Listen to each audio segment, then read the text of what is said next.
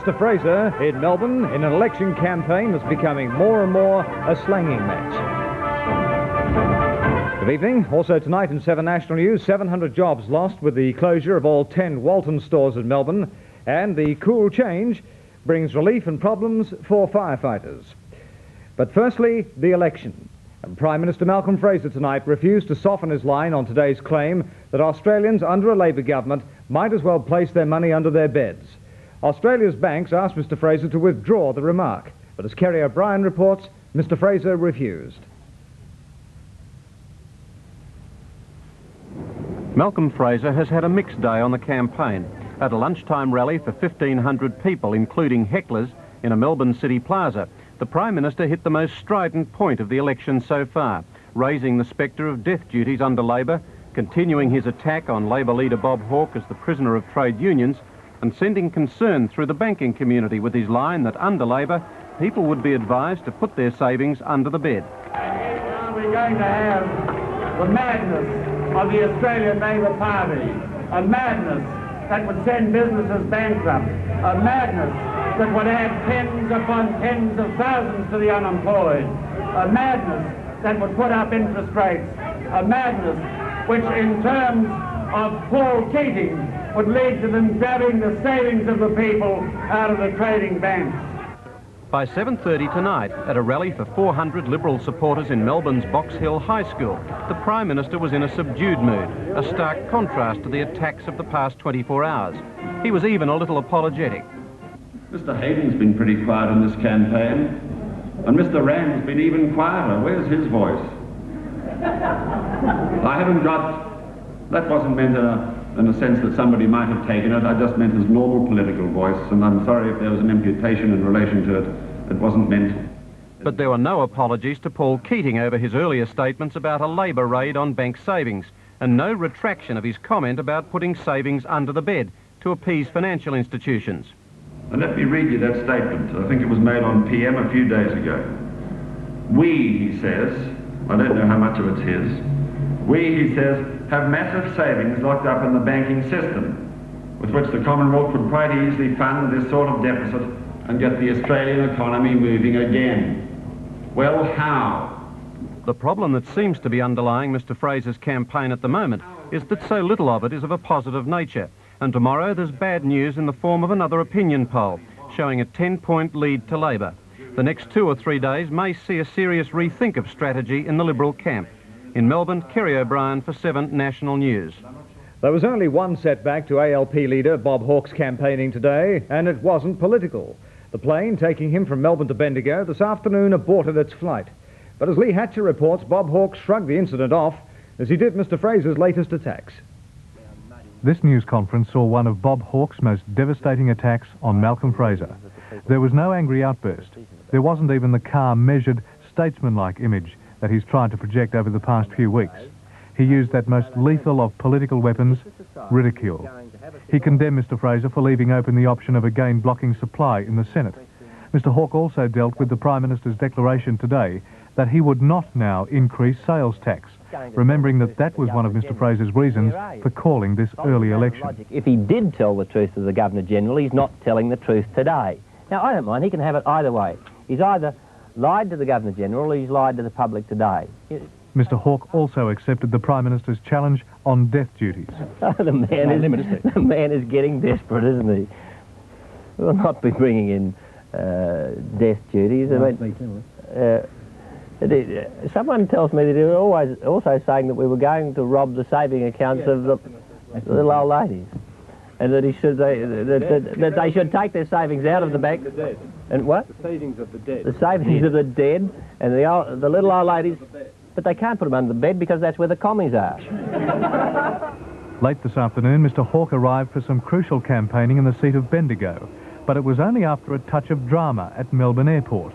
His VIP aircraft had to abort the flight because of instrument problems. Oh, no drama. There was, we took off and then suddenly turned around. There was no panic, certainly not on my part. And we showed what the efficiency of the next Labor government will be like. I landed and I immediately got on the telephone and organised 2 more aircraft, and here we are. The giant Sydney-based retailer Waltons is to close down its Victorian operations because of disappointing sales, and 700 staff will soon be looking for new jobs. Glenn Carley has the latest details. The move by Waltons follows close on the heels of the Myer Emporium's retreat from New South Wales. Myer retail operations in that state were sold earlier this month to Grace Brothers Holdings Limited. In November last year, Waltons Bond placed its Victorian real estate on the market, hoping for sale and leaseback arrangements, but had little success, and the properties were withdrawn from the market earlier this month. Today, Waltons Bond Managing Director Joe Donohoe met with Premier John Cain to inform him of the company's irreversible decision. There was no discussion between the two on ways to save the retail chain. Attempts will be made by the company to find alternative employment for the 700 staff who will lose their jobs as a result of the decision to close, a step which has been under close scrutiny for the past 12 months. Waltons Bond will also pay about $2 million in redundancy pay to the retrenched workers. Mr Donohoe says the retailing scene in Victoria is such that Waltons Bond has been unable to penetrate the market to operate economically. The Victorian scene, as far as the retailing situation is concerned, is a scene that's different to anywhere else in Australia. You have the big dominance of Myer, and certainly they've got a tremendous dominance in Victoria, and you've got a large number of specialty operators that handle the scene very, very comfortably, which is not in the other states of Australia. As light rain fell over Melbourne and areas of southern Victoria this afternoon, there was a collective sigh of relief from CFA volunteers. They'd got through a danger day, encountering only minor problems, as Pamela Graham reports. The latest fire outbreak was at Mary Knoll near Nanagoon, southeast of Melbourne. Late afternoon, it was burning 150 hectares of bush and timbered hills. Early evening, considerable rain fell on the fire area, allowing firemen to contain it without damage to pasture or property. Unfortunately, there has been no rain on the Grampians in western Victoria, where two fires, started by lightning, are burning out of control in dense forest. The Western Highway, south of the mountains, has been closed due to smoke. Heavy rain fell on the Trentham-Macedon fire, and even hail on the southern edges of the Warburton blaze near Powelltown and New G. But while the job of the firefighters is all but over, the job of the police has moved into a second stage. In fact, Chief Inspector Ted Page, Homicide Chief and now head of the Special Fire Disaster Task Force, says his team has a mammoth job ahead. The new squad will investigate and collate the massive amount of information and evidence to present to the coroner. Charges will be laid where evidence of criminal action is revealed. Certainly, there would be probable charges of manslaughter if those facts were found. Criminal damage, perhaps, if those facts were found. Not murder? It might well be, but that is a matter for determining on the basis of the kind of fact that was developed. And while police pursue the offenders, the Victorian Bar Council is offering free legal advice to bushfire victims. 80 barristers, 12 of them QCs, will give prompt advice on any matter arising from the fires. There's a variety of problems, really, but the main ones, I would imagine, would be problems of insurance, problems of people's rights vis-à-vis their property, problems about their position in relation to their employment, and a host of other problems that people might feel they need immediate and urgent answers to. Even compensation for CFA victims? Yes, certainly. You're watching 7 National News. We'll be back with more after this break. Remember me telling you how pleasant it is to have a billabong in your backyard? A mutual billabong, that is. Yes, something the whole family can enjoy for years. Mutual have been putting billabongs in people's backyards for over 20 years now. So if you're looking forward to the luxury of an in-ground pool this summer, call someone who really knows the pool biz. What was that the lady said? Mutual is the pool biz. Everyone promises to deliver your parcel door to door overnight, just like Ansett Air Freight. But not everyone has the amazing ability to pick up and fly your parcel. Ansett Air Freight has its own trucks and planes to make sure your parcel gets where it's going. So while everyone else is still trying to figure out how to get it there, we've probably already landed. Ansett Air Freight. While they're promising, we're delivering. After the oil wars, out of the rubble of the cities,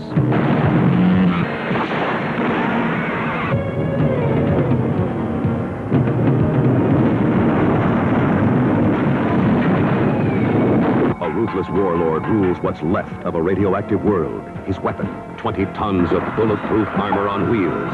Battle Truck. Commences Thursday at the Silver Screen Cinema 2 and 9 Village Drive-Ins. There's a positive feeling about the future at your Action Holden dealers. Get up and go! And they've never been more competitive. Get up and go, go, go! Holden Chimera SLX, the wheels car of the year for just $49.90 per week. That's super value for Australia's supercar, just $49.90 per week. Gemini SL manuals are just $6,690, including rego and delivery. We must clear this stock to make way for new models. So come on! Get up and go, go, go! With your Action Holden dealers. A memorial service was held tonight for the 12 firemen who died in last Wednesday's bushfires at Upper Beaconsfield. They were remembered when 3,000 people packed a shopping centre at Berwick to pay tribute to them. An ecumenical service conducted by religious leaders saw relatives, friends and volunteer firefighters from the region joining in the prayers. Michael Daly was at the service. Firefighting teams from Narrewarren, Narnagoon and Panton Hill all lost members in the tragic fires last Wednesday night. The 11 men and 1 woman died after being caught in a firestorm that engulfed them when the wind suddenly changed. And men and women from their brigades, wearing full firefighting gear, made their way into the Fountain Gate shopping centre with the relatives and close friends of those who had died. The church leaders asked that the men be remembered for the sacrifice they had made, the sacrifice that they had volunteered for, to save the lives and properties of those who were in the path of the treacherous blaze. There was a determination there tonight that the loss suffered by the families and the small communities of Panton Hill, Narrewarren and Narnagoon would not be forgotten. And tonight it was as if the weather itself was regretting the past week. It altered just before the service began. The hot, oppressive day gave way briefly to showers that forced the planned outdoor service inside. Reverend Alan Jones, chaplain to the Country Fire Authority, told the mourners that he had spoken with all the families of those who had died, and he said that among them he found no bitterness nor any grudge, but rather a pride in what the men and the woman had died for. They will not be forgotten. Rebel weekend trader Bob Wolstenholme is spending his first night in prison tonight, the second man to be jailed in the state government's clampdown on illegal weekend trading. But as Nick McCallum reports, the imprisonment has inspired weekend traders to search for fresh tactics. After spending the night in the Altona North lockup, Mr. Wolstenholme was transferred to Pentridge this afternoon to start his 10-day sentence. But even before he'd arrived, there was a protest supporting his stand outside the jail. The familiar faces were there, including George Gresh, who was arrested for weekend trading last month, and veteran weekend trading campaigner Frank Penhalyarick. They believe the situation is now ridiculous and are examining a new tactic to prompt a test case to clarify the weekend trading laws, which they say are now confused. We've asked the government for a test case. They've refused. I think perhaps the next move will be for me to prosecute, as an aggrieved individual, to prosecute George here for selling books at the weekend. What do you think that will achieve? Well, that will test the law. Nick, we want the laws sorted out once and for all. And if this is the only way we've got, or the only option we have, we've got to proceed with it. There were 3 separate incidents involving light aircraft around Australia today. 2 men were injured when their single-engined aircraft crashed shortly after takeoff in Canberra. In southern Queensland, a light plane with 1 person on board is missing on a cargo flight from Brisbane to Gladstone. And as Carol Cowling reports, 3 men escaped serious injury when their aircraft made an emergency landing near Mildura this morning. The single-engine plane made an emergency landing after barely missing trees on takeoff on the straight stretch of the Murray near Devil's Elbow at 3:20 this morning. The plane, operated by a South Australian charter firm, was badly damaged, but the pilot and 3 passengers escaped injury. It's believed the pilot only had a split second to make up his mind whether to land or to try and avoid the trees. He was forced to make the abortive landing after his engines cut out seconds after takeoff.